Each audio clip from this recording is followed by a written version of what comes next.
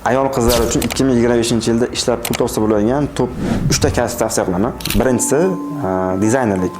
Ya'ni dizayn, motion grafikalarni yaxshi o'rganadigan bo'lsa, onlayn tarzda ham, freelance holatda ham ish topsa bo'ladi. Ikkinchisi web dasturlash. Agar ishtiyoq, qat'iyati bo'ladigan bo'lsa, onlayn yoki offlayn holatda ham o'quv markazi juda ham ko'p. Ya'ni outsource holatda ham masofadan ishlab pul topsa bo'ladi. Uchinchi kasb bu modelografiya.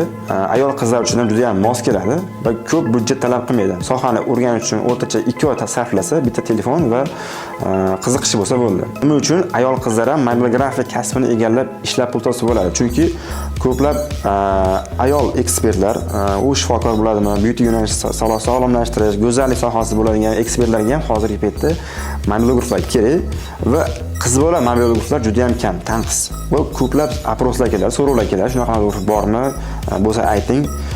Shuning uchun tavsiya beramiz ayol qizlarga modelografiyasini chuqurroq o'rganib, bemalol ish topib pul topsa bo'ladi.